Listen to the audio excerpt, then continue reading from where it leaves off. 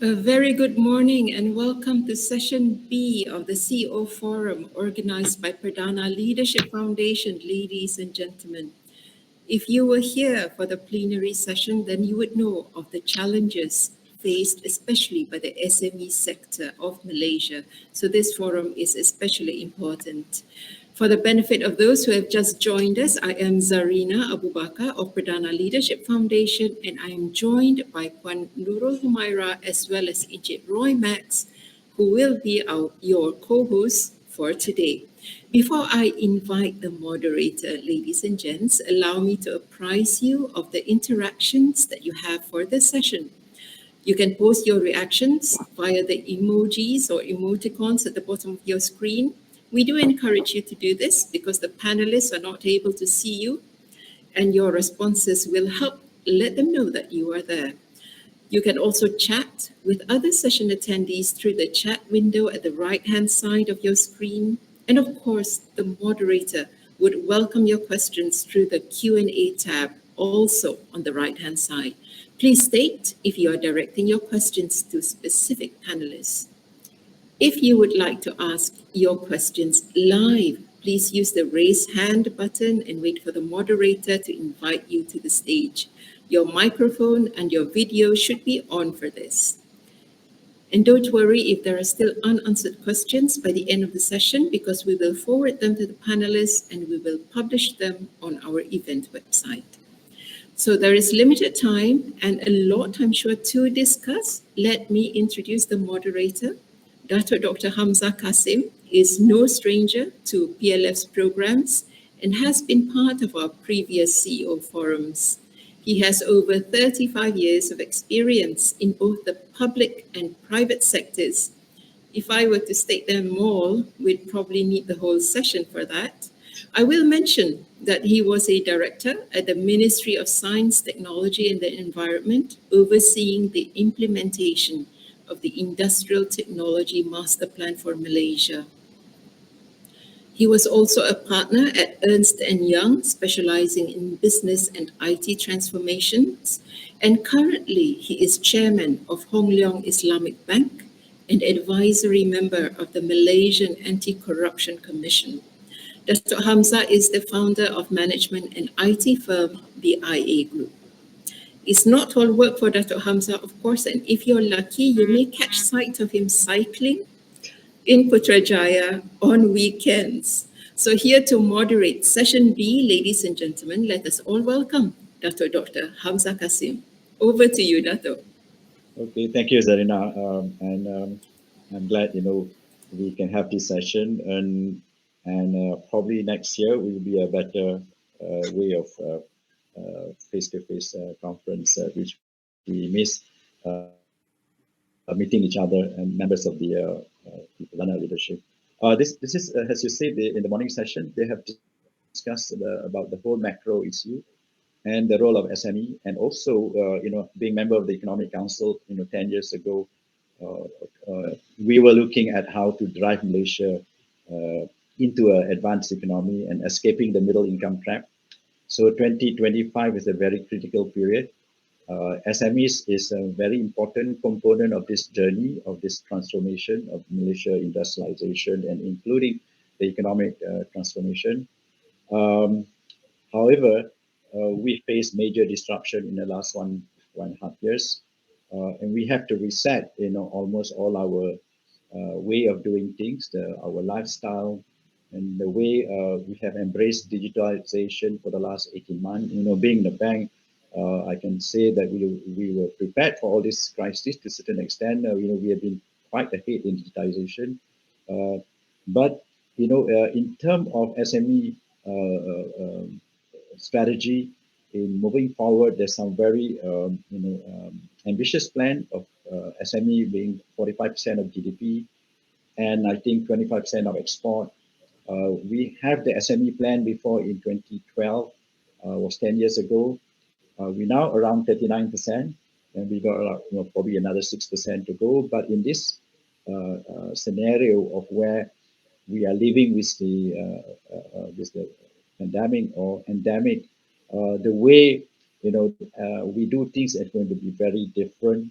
and is also going to, digitization. We have seen digitization accelerated in the last 18 months. This is part of the unintended consequences of pandemic, where large, medium-sized corporation and also micro enterprise to certain extent. But we also have seen the vulnerabilities of our society, of our industry, in terms of the gap between the have-not and the have, including the micro enterprise and SMEs. And many of these industries are caught by surprise. We are in the early phase of recovery. It's a very important phase, but we have to live with this uncertainty and ambiguity for the next few years. So I would like to probably address in terms of how we manage this next phase of recovery, which is very challenging. Many of our institutions are designed for the pre-COVID, but the post-COVID, we need to look at more institutional shape, more flexibility, and more responsiveness, which is, I think, both in the industry and also the government. So I will start by, introducing Mr. Gopi Ganesalingam, replacing Cik Made, the CEO, who probably cannot make it because he has some urgent business matters to attend to. Mr. Gopi has been, SVP and also head of the Chief Digital of MDEC, and we know each other for many years. He has served over 32 years in Asia Pacific in various capacity in companies like, I think, in Lucent Technology, and also Australia, Deutsche Telekom, Telstra. So he's been in telecommunication industry, but by profession, he's a finance guy, also an entrepreneur. At the moment, his mission is to accelerate the digital economy and being more a champion in MDEC to ensure we can all this plan that government has, my digital plan and the e-economy can be achieved. So my first question to Gopi is that we know the micro enterprise constitute which Rizal just confirmed around 78% of SMEs. It's a very critical sectors in economy, and MDEC has been very much involved in driving the adoption of digitization for the micro enterprise as part of your agenda, apart from doing other major digitization program. This is very important because it's also part of the government's socio-economic transformation, and the B40 is a major component of the society. And we have seen, this is a very vulnerable segment. Many of them has lost their income, lost their business. It's just coming back and now looking forward to go to the next phase of growth. And the challenges that we have today is that we have seen, the digital divide, and you are trying to narrow this gap. Probably, I want to ask you, what are the challenges you face in because this group is the slow adopter of digitization globally. It's not in Malaysia, but the micro enterprise has been a slow adopter of digitization for many reasons. Access to finance, to infrastructure, to talent, and also to understand the business. So we'd like to ask you, in 5 minutes, what are the challenges you see in meeting this target of adoption micro enterprise in digitization, helping them to grow their market globally, riding on the wave of e-commerce. Over to you, Gopi. Thank you very much, Dato, and thank you very much for having me here. It's a loaded question, but a very, very important question that you have asked. And like you said, it's not unique to Malaysia. It's globally challenging for the SMEs. So let me try and set the stage here. The small, medium enterprises, the MSMEs is included, are actually the backbone of the Malaysian economy, making up over almost 80% of all business establishments in the country. And so to future-proof the Malaysian SMEs to adopt to the new norm is vital for both short-term and long-term for the country's economy recovery. And I think we recognize that in MDEC. And together with our partners in SME, we are actually trying to do things differently. Because how do we future-proof the Malaysian SMEs? Because if you do the same thing over and over again, it will only give us the same result. Hence, MDEC needs to also pivot on how we do this, solely because the MSME and the SMEs are the most, as you said, Dato, are the most difficult group in the economy to transform. It's in the mindset. It's all about the mindset change, the culture change, the need to understand the power of the digital economy, to understand that the world has changed, the borders have dropped, and that their customers are already digital users. So to do things differently at MDEC, we are now adopting new methods and initiatives. We have a host of solutions and programs to aid the businesses to onboard the digitalization journey. For example, for the micro SMEs, under our Sire Digital Brand Campaign, and I'll touch on Sire Digital Brand Campaign, we've got a few initiatives. The Sire Digital, as I said, we want to do things differently. The Sire Digital Brand Campaign, this is an initiative aimed at increasing the digital literacy among the B40 group, youths, the senior citizens, the social economically vulnerable groups nationwide.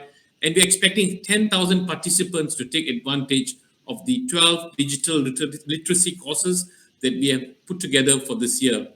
So one of the key priorities of my digital campaign this year is to also train, like I said, we need to do things differently. We need to do things very much in line with what the world is going through now. So we want to also train 100 young, what we call gang side digital ambassadors, who will then train the underserved communities in the basic digital skills. Because we realize that if you're not down there, if you don't turun padang, if you don't go into and touch the people, this is not going to take off. So this empowers our rakyat to seize the opportunity in the digital economy so that we can advance together.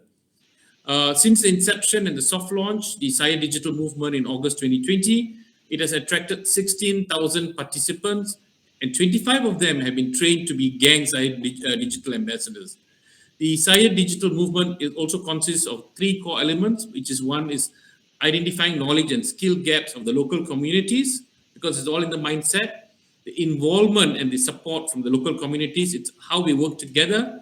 And obviously, it has to be a hand-holding approach. So that's the third one. So with this, participants will learn and immerse themselves in the three main learning and training modules, which is digital communication, internet banking and e-wallet, and digital services. So this is one way of trying to turun padang very differently.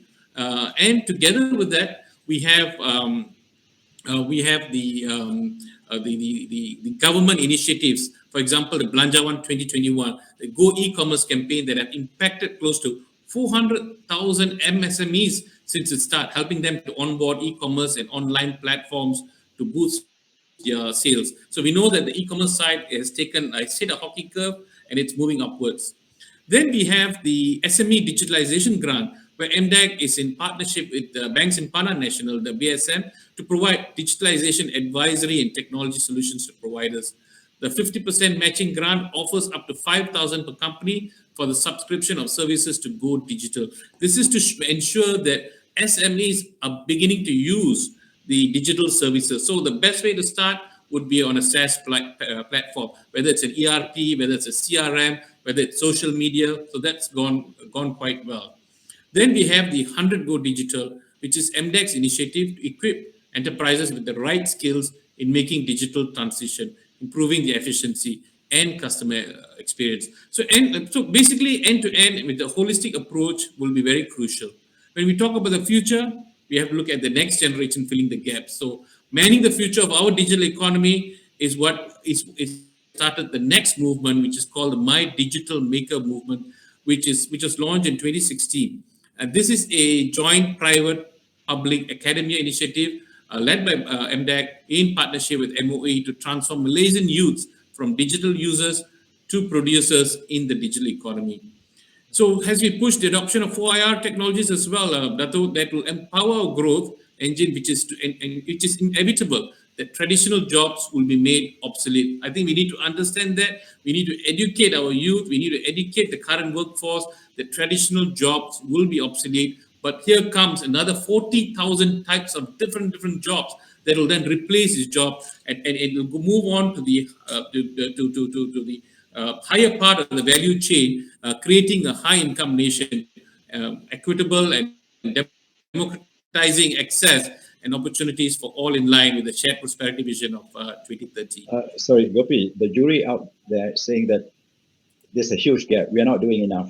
Is Yes. it because our institutional framework in scaling up, massification of digital is that we are still working in silos? I remember when my old days in Syrian where, product is important, packaging is important. If you want to export, digitization alone will not, because we are looking at the processes, their packaging, their certification. You can't do it alone. No, So you can't. how sort of partnership? What sort of partnership is evolving in this sort of digitization where product is important, innovation is important. So, what is your collaboration model now? I think it's a good question again, Dato. I think to some extent, maybe we were working in silos, but I think now, contrary to this, the government and its agencies do not work in silos because bringing all of us together is the digital Malaysia Digital Economy Blueprint, or My Digital. So My Digital has provided a very, very clear framework of which to grow and catalyze the digital economy, and all the relevant ministries and agencies to be aligned and working hard to achieve these goals listed. So at MDEC, we continue to work very closely, not only with the government stakeholders, but with the industry as well. We have begun to ramp up on industry dialogues to help communicate the initiatives, the government aids, government policies, all very much in line with My Digital. So we know and we understand we cannot do this alone. Nor do we want to. So public-private collaboration will be vital as we move forward in the next 4 to 5 years. Okay. So based on that, our programs, many of our programs align with this outcome in mind, taking into consideration the needs and the wants of both the national agenda as well as the industry growth. Okay. Thank you, Gopi. I'll come back later.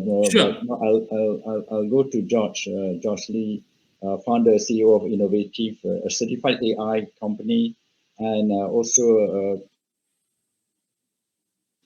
has been in with offices in Malaysia and Southeast Asia, expanding their businesses. In terms of, it is a certified AI company, which is interesting. And George is also sales director before for a public listed company. And he is also founder of this Jorget workflow projects that contributed to the open source. So George, what we have been saying about public-private partnership. Second, it's important to see the private sector. When I read the World Bank report, a few months ago, we saw that Malaysia is lagging behind some of the emerging economies around the region in ASEAN in terms of adoption of new product, new processes, technology. You have been engaging as a provider of solution. You have engaged with many private enterprise, SMEs, and large company. What is the biggest challenge faced by our companies when it comes to embracing this change? Are they not willing to invest, or are they very risk averse in terms of trying to change? And there are many reports showing that Malaysian companies, enterprise are very risk to innovate, and they like to continue with their ongoing business. But this disruption has already shows many evidence that they have to change. So, what is your experience in terms of persuading enterprise to adopt innovation and digital technologies? Right. Good morning, Dato, and thanks for having me here. Yeah, so I think my perspective will be quite interesting because other than being a tech provider myself, we are also a SME organization, right? So what we observe, and I'll be sharing it more from the perspective of experience that we have learned as well, is that, during the pandemic time, because what we do is that we do eKYC solution. Yeah, and during the pandemic time, we have seen the adoption of a growth of over 40 to 60% for the last 2 years period in terms of the adoption of technology like eKYC. And obviously, you use that because you want to remotely identify the digital and secure a customer. But the trend that we find is that the majority of these 40 to 60% additional growth are actually coming from the telco sector, the financial sector, the fintech sector. So it is the usual suspect. But we then start to see there are new trends coming in. And who are the new people who are adopting it? would be a lot are the digital businesses. All right. So these are, I mean, they are SME as well, right? They are startups and all that, but they're in the area of property tech, car sharing, insure tech, investment tech, and all that. But in terms of the traditional SME business, we still see a lack of adoption there. And I think so far, probably we only have a handful of SME customers that's actually using the solution. And when we look at it, what is stopping these guys from looking at this? Obviously, they do understand the need, and especially for now, I think they no longer have a choice. In the beginning of the pandemic, a lot of them, they still have the reservation of doing this, because for them is, I have created, for example, many outlets throughout Malaysia. I have people at my store, at my branches and all that. Why do I need to go into this area, which I'm not familiar with, right? But during the pandemic, you have already showed them that you have no choice. It's either you do this and you continue securing new customer and running your business, or you lose out to all these new guys who are starting the new business to compete with you, and they start their business plan from a technology perspective from day one. So I think this is the trend that we are seeing. So the danger here is, if our existing SME do not reinvent themselves and adopt this technology, the new digital startup business will take over whatever market that you are in. Looking at car sharing or trading platform, for example, what they are doing is a middleman for car dealers. But why can't car dealers be doing that from day one? Yeah. So these are some of the things. And of course, there are also a lot of time we realize lack of adoption. Lack of awareness. That's also contributing to this. Mindset of the workforce as well. A lot of time they want to do it, but people within the team are already fixed with certain way of doing it, and of course, cause concern. And of course, how easy is it to adopt this technology?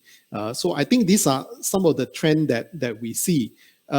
Even for us as a technology company itself, we also have to embrace technology, because during that period of time, we have big challenges ourselves from, lockdown of borders. We were aiming to be a regional player, and we were trying to go to new market, Cambodia, Philippines, and all that. And the moment you have the lockdown, leads that we've been following up, I can no longer fly to Cambodia to secure the customer. What do? We have certain project where we need to do implementation at the customer side across Malaysia, and then we have the MCO restriction. We can't go. We are stuck with the project. What do we do? Our company is growing, and we need new team members to join. Then we have the problem of how do we recruit people? Even arranging for interview is difficult. And the biggest other problem that we have is that once we get new people joining the organization, it makes it very difficult for them to sync with the existing team member. So these were all the different challenges that we see even as a tech provider ourselves. So even for us, we have to adopt more technology, even from the outside. Yeah. So things like, remote meeting with customer, webinars to replace our event for marketing, remote support platform to support remote implementation to our customer, and ensuring that we have team collaboration and all that. That is something that actually help us. But I think the biggest point is that, Malaysia does not have any shortage of SME software, if you ask me. And our, various government agency, I can see that, there are so many different program and initiative to go after the SME. Now, if you ask me, are SME ready to adopt TAP? I would say yes, because for today, who doesn't use Grab, who doesn't use Shopee, who doesn't use Foodpanda and all these kind of platform? People are already used to it. They know tech very well, But SME must remember that the success of tech adoption is by adopting the tech is only 50% of the equation. The other 50% is that SME need to reinvent themselves as well. To go with the tech adoption. They have to find what is the low-hanging fruits within their organization that they can digitize. You have to digitize something that is successful, that you see immediate result, that your team member feel proud about. For example, how do I cut costs? How do I secure more customer? keep things fluid in the organization, you implement, you observe, and you improve and be ready to change. So I think this would be my take, yeah. And of course, finding a champion within the organization to do it is also very important. Yeah, so this would be my take of how and what we experience and see so far in the SME side. Yeah, thanks, Joe. Because if you look at what SMEDEC, SME Corp and other agencies have been trying for the last 10, 20 years, it's very difficult. But the COVID has created a new game changer, and it's a new opportunity. If we miss this opportunity, I think it's a very gloomy situation for our SMEs. Yes, agree. So we need to build a very strong community and collaboration among SME people like you, provider, and also large providers like Siemens, who basically in the doing a lot of training and also helping in technology diffusion. So I will go now to Adam Lee, President CEO of Siemens Malaysia. He's very much involved in digital industries and also in the market strategy and helping the development and improve sales and market. So Adam also specialized in electrical industry manufacturing segment. We also launched a new competency center, Siemens, and also in area of innovation and training. So MNCs are very critical part of the SME ecosystem. Adam,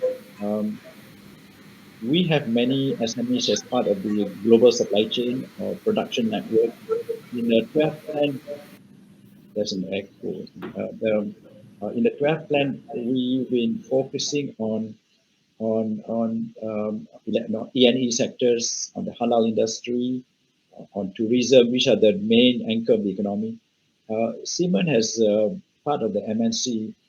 How do you set up a collaborative platform, or how do you ensure greater diffusion of technology, digital, AI, robotics or blockchain, to the industries? Do you segment them? Do you have a generic for all? So how is your approach go to market in encouraging greater adoption of digital among the Malaysian industries?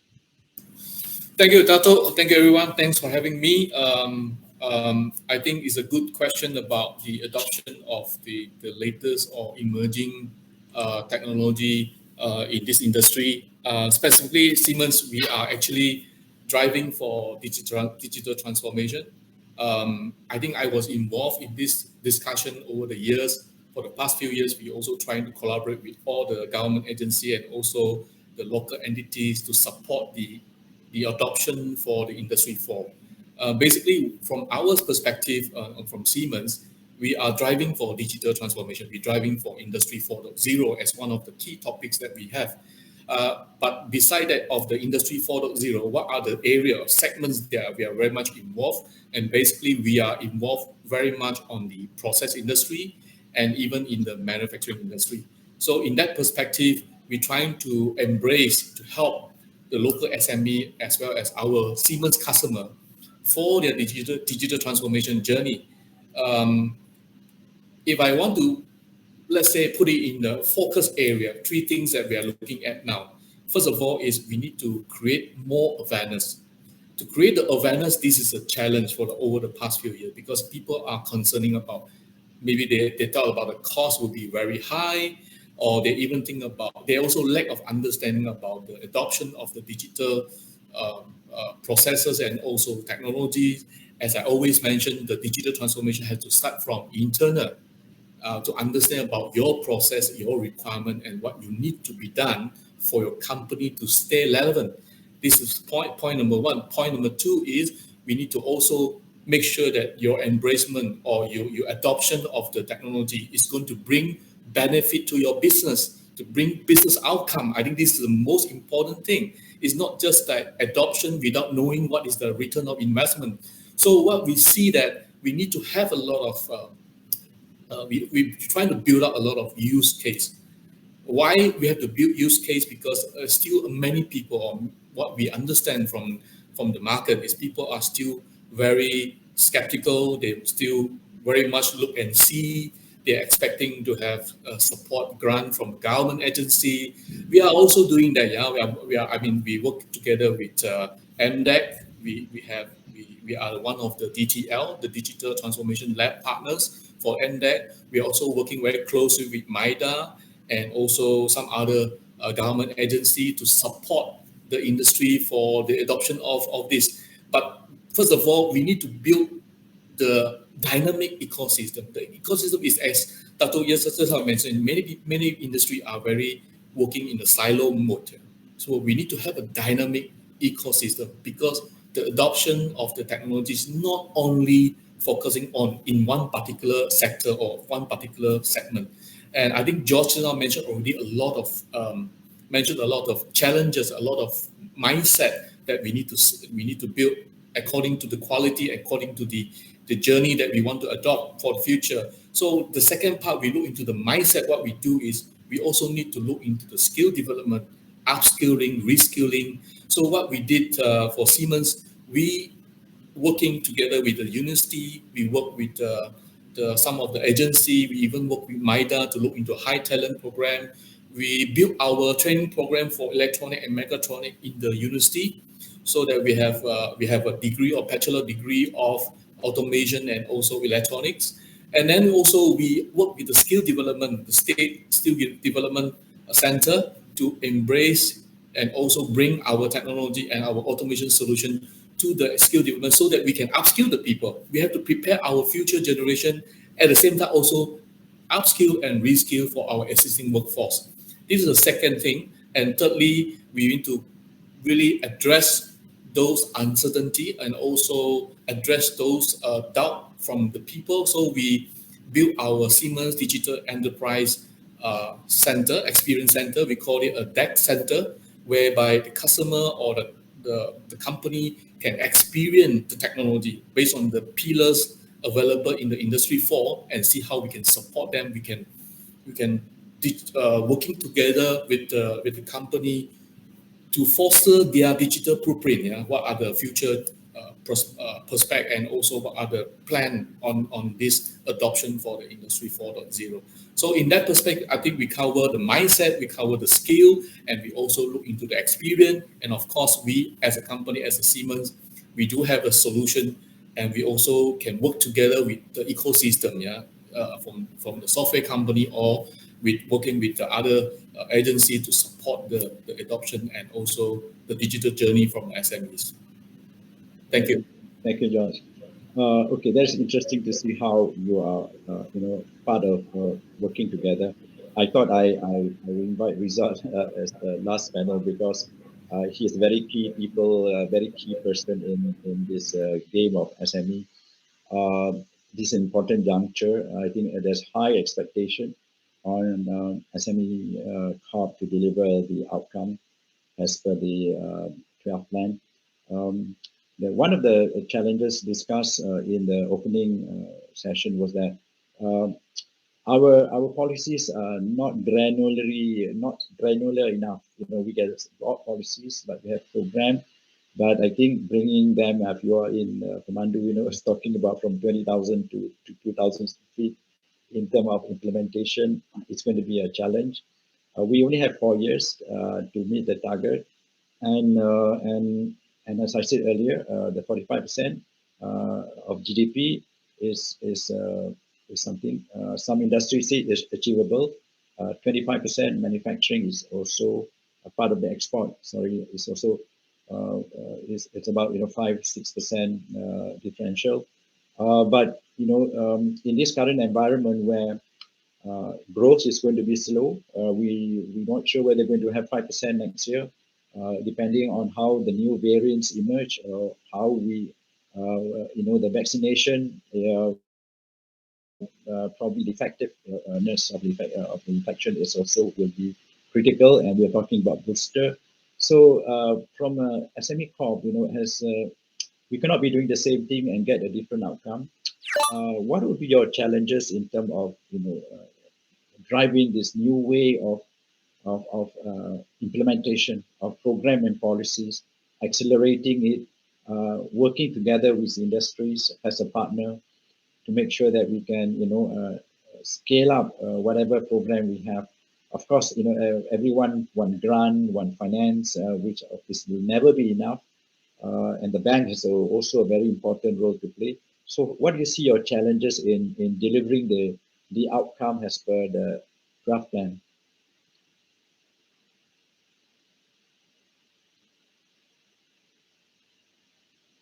Rizal, please. You're Okay, muted. sorry, I was muted just now. Okay. Thank you so much for having me here, Dato, as well as the organizer. All right, before I actually give my views regarding about how that we're going to do in terms of post-pandemic, perhaps I would like to share some of the challenges that SMEs are facing. As you know that the outbreak of COVID-19 and the implementation of MCO affects various spectrum of business sectors, especially the SMEs in an unprecedented way.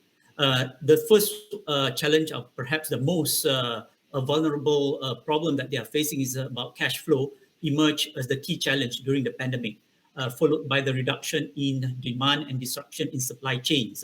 And these unprecedented challenges warrant resolute determination to employ everything within our means to ensure that SMEs continue to survive. And as a responsive government, Malaysia has therefore placed special emphasis on the needs of SMEs into various facets of stimulus packages to help ease their burdens during this pandemic.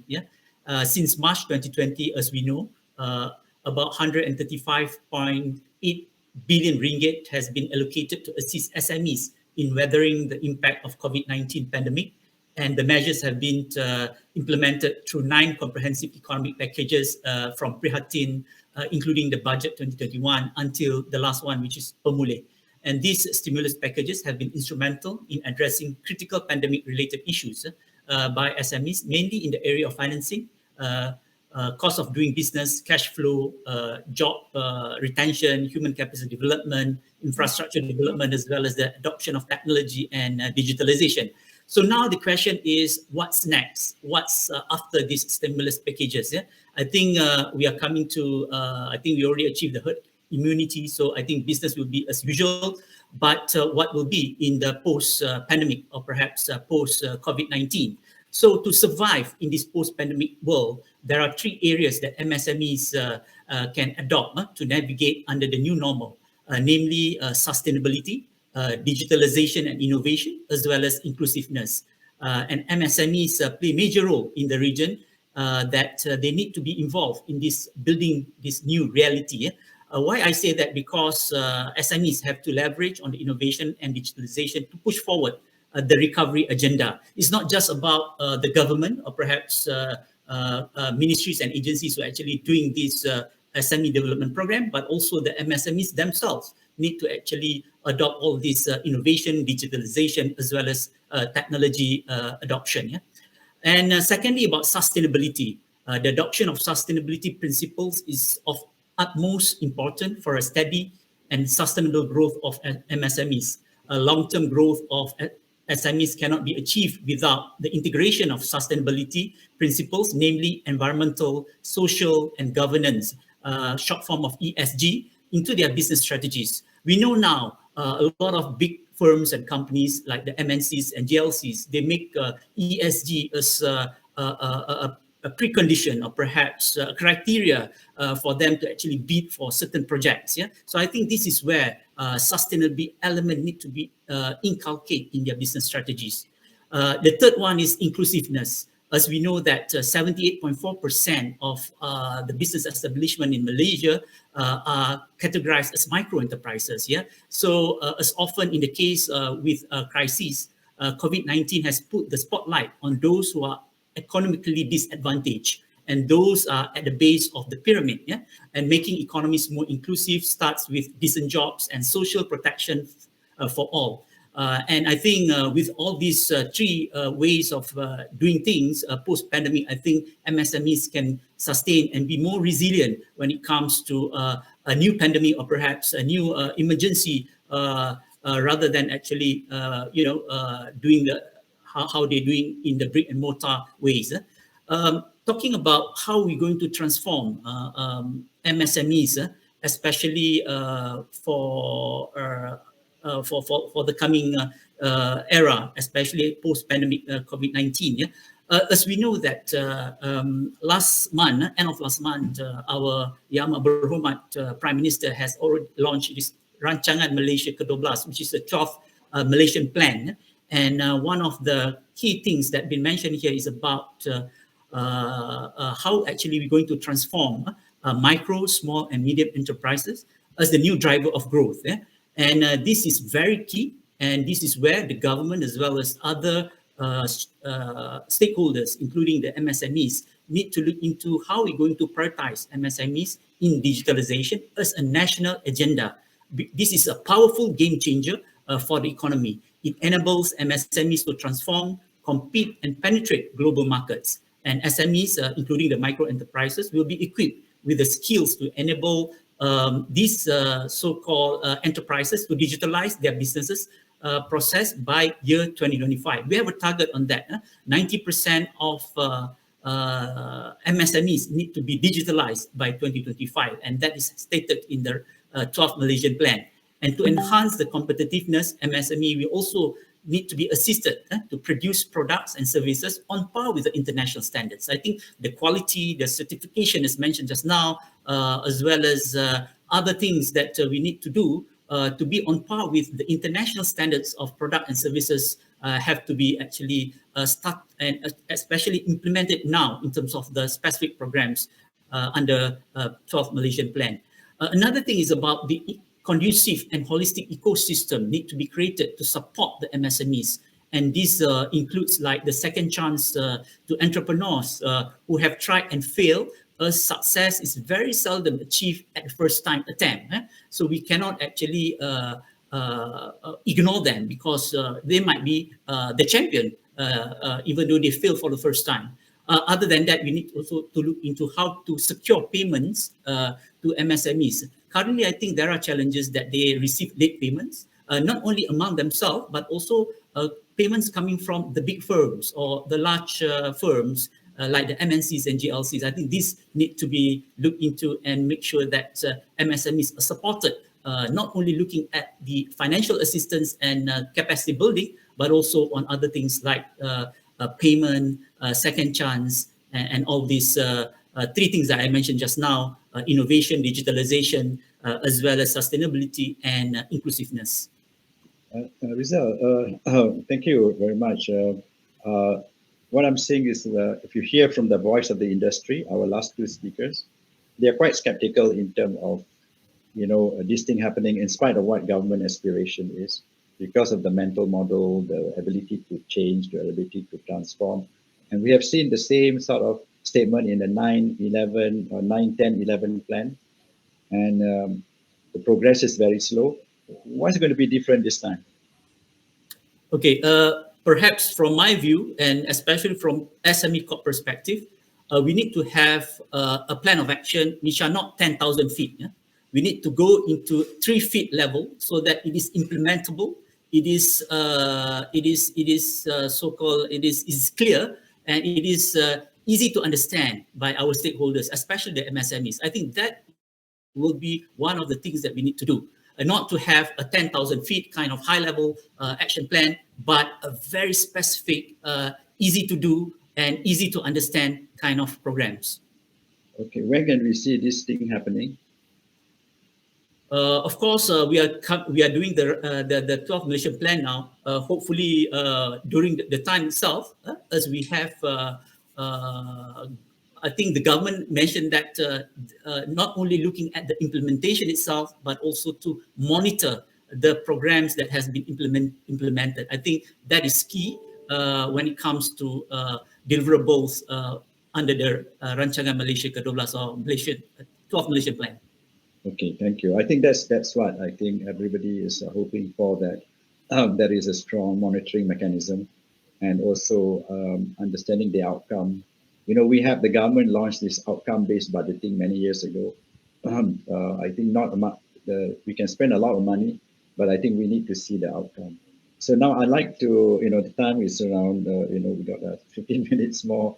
for the over to the floor for question. So I'd like to invite the other participant to pose a question for the panels. Do we have any question at this time coming from the floor, from the participants?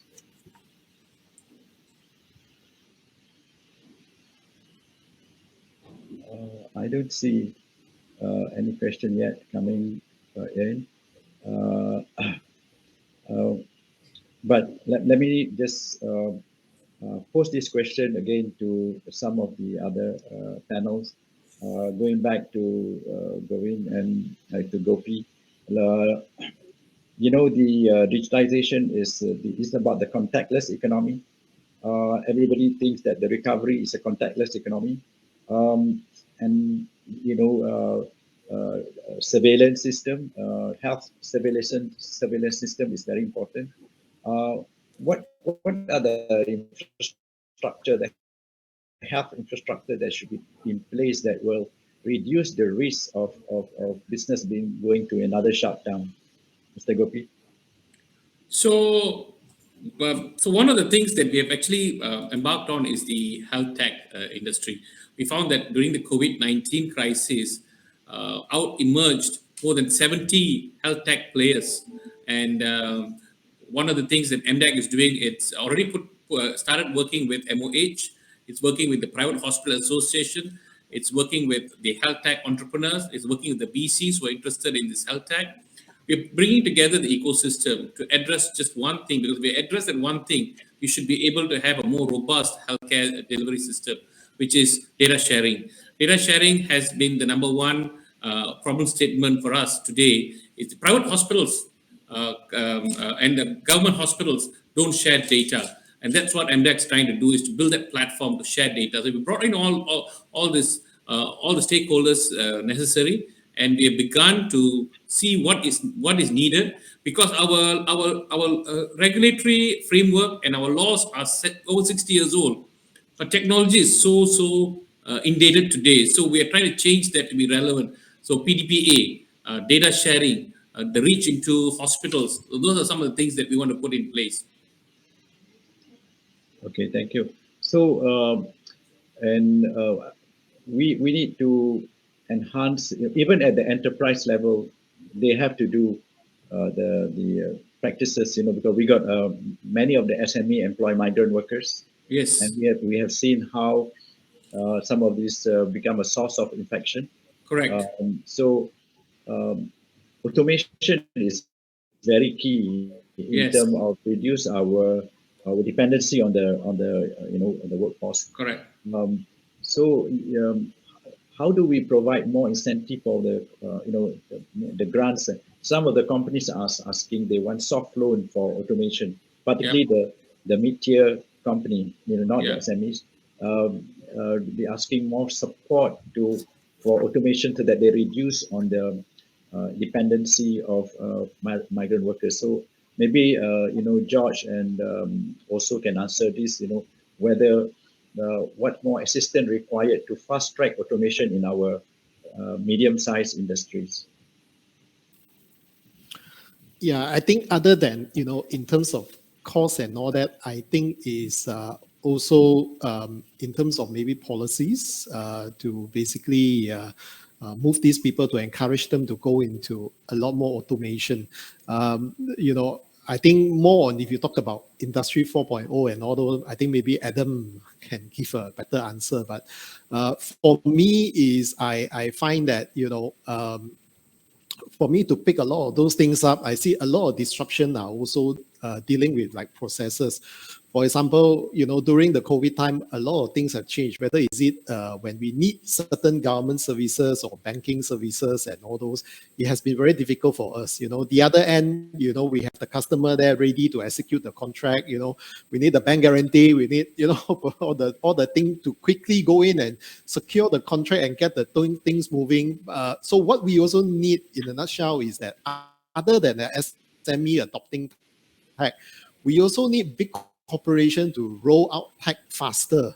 to also help smoothen our process, because we want to focus on the business, but then suddenly, we got a headache where the BG is taking a longer time, So I think for me, those would be the perspective that I'm looking at. Dato, can I just add to what George just said? Because it's a very relevant point that one of the things that we realized with the SMEs, as far as MDEC was concerned, we were trying to, like Rizal said earlier, the SMEs were choking. One of the things that we introduced to the SMEs in the tech area was the P2P and equity crowdfunding. The P2P particularly did very well because the application was straightforward and the due diligence was very straightforward. So the time taken to get the money into the system was very fast. Hence, we saw an uptake of the P2P platforms during the pandemic. And this is something that I think we need to do as a government, as policymakers, to see how can we quicken and shorten and make it more robust in how companies apply for loans and grants. Okay, I think that's the delay of the process means a lot to this company where they are cash flow strapped. So maybe Adam wants to add to this. Yeah, I think the adoption is, as I just now mentioned, I think the ecosystem, the dynamic ecosystem is a real challenge for us. If you go into silo, it's always there's a lot of other factors need to be considered. So to organize this ecosystem is also not easy. So this one we need to have a government agency like SME Corp or from MDEC or MIDA. They are the one who playing this role to create this ecosystem. As I know, many university and also many agencies trying to also build their excellence center to let all the companies understand about what is adoption and or the benefit of the adoptions and how they can to support you in terms of, let's say, the grant, the processes. To be honest, many companies may not know the process and also the procedure, how to get the grants. So this kind of awareness need to be also, maybe my suggestion will team up together with the association or with the chambers and all these organization can support to give more transparency and more information to the local SME. Right. So maybe Dato, you have two okay. questions. First is any other ways other than digitization for SMEs to improve their business? We have talked about digitization.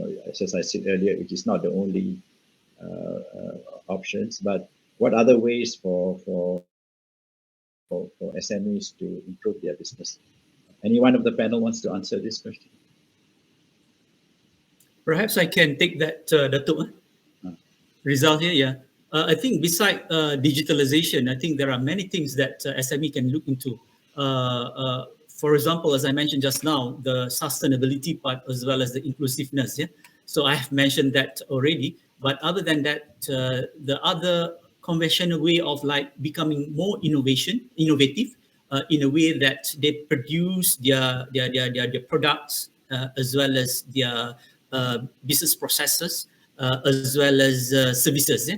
So I think there are many ways that they can actually be more innovative in that sense, so that when it comes to productivity, they can actually increase that. And that will actually make the SMEs become more resilient, more competitive, and can actually become an exporter later. I think this is where they need to look into. Innovation is another key thing that they need to look into.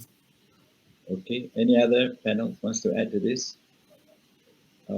In any other way for them to improve their business? I think one is to, if I can just add that many of these SMEs are family-owned enterprise.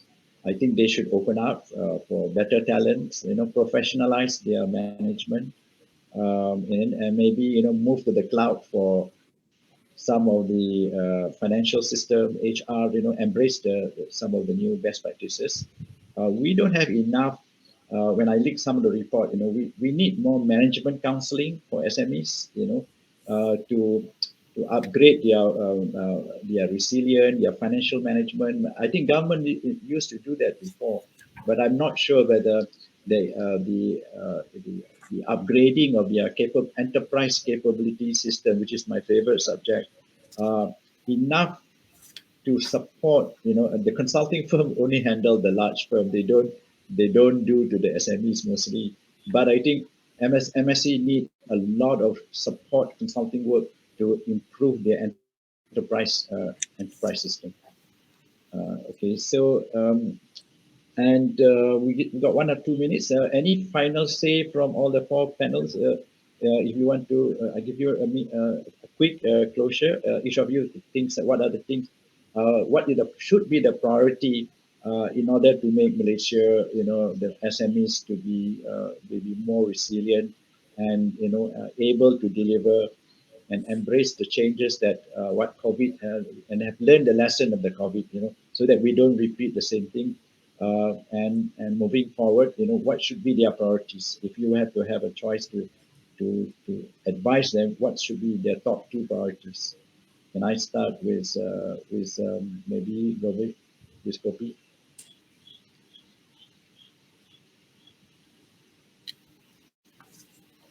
Gopi, what's the top? Oh, sorry. So, okay. To answer that question, I think it's a very good question. So at MDEC, we actually have a focus in talent, digital talent, how to upskill and reskill digital talent. And we've been looking at this trend. I like to talk about two things here. One is MDEC's My Digital Workforce. I think MSMEs and SMEs need to understand that the world has gone digital. So jobs are also going digital. So we've got a digital jobs aggregator platform, which is matching digital career opportunities to potential talent.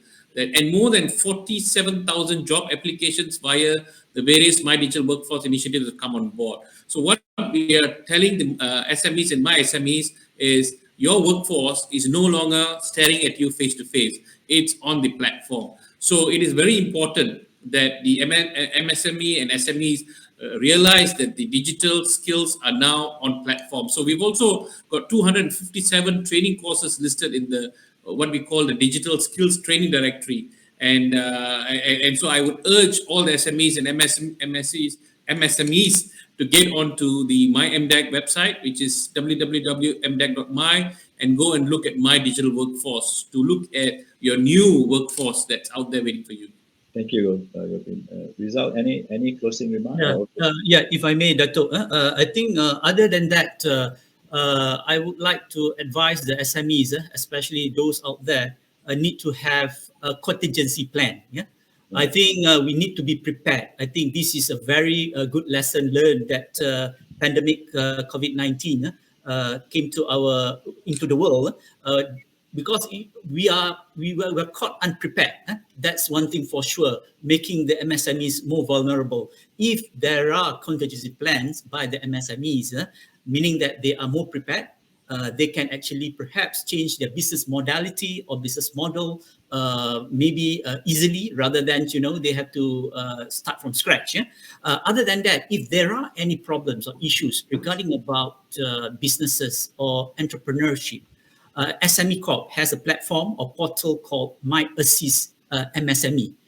My Assist MSME has been launched since June this year by the Prime Minister, in which there are several key components in this My Assist MSME. One of the components is that we have a module called Meet Me, whereby entrepreneurs or MSMEs can actually book a time and a session, and to have a session with our business counselors. You can actually discuss anything regarding about businesses, business problems, how to actually getting grants or financial assistance, or perhaps how to do exports. So we have more than 50 business counselors who are ready online to give this service to our MSMEs throughout Malaysia. Yeah. So it is my MSME. Just Google it, my MSME, My Assist MSME, and Google it, and actually we can actually serve you out there. Thank you. Okay, thank you very much, because we are out of time, Rizal. Because like just now I was on this platform and I got a few people, contacting me asking for advice. I think if we have a good platform where entrepreneurs young entrepreneurs can connect to experience, expertise. They are able to have a virtual meeting place. So just now when I was on the other session, I have some young people from universities, asking, how do we start a business and something. So that virtual workplace is a very critical. Today, we need to leverage, meeting between those who are struggling and those who can provide advice and guide them, because there are many people around there who are willing to support, including from the industries. But they must have that virtual platform to meet people who are willing to collaborate. So the collaborative platform on SME is very critical for MDEC and also for SME Corp. So thank you so much. In summary, I think it's a work in progress. We still too early, but we know the situation is not going to be improving. It's going to be very challenging, and in both government and industry have to change the way they do business and accelerate whatever program and initiative they have. I'd like to thank all the panel for their time and for their excellent contribution. And also over to you, Zarina. Thank you. Thank you. Thank you very much, Dr. Hamzah, and thank you to all the panelists. That was a very lively as well as very engaging session, ladies and gentlemen. And from the plenary session, as well as the sessions that we've had after, right up to this session, I think that a few of the panelists have emphasized that COVID-19 has actually spotlit the divide in terms of economics, in terms of skills, and in terms of the digital divide. And it's important that policies be in place, as well as there be a support system that's inclusive and that also helps to build a supportive ecosystem. So thank you very much to all of our panelists. Very much. Thank you. Thank you. Bye-bye. Bye. Bye.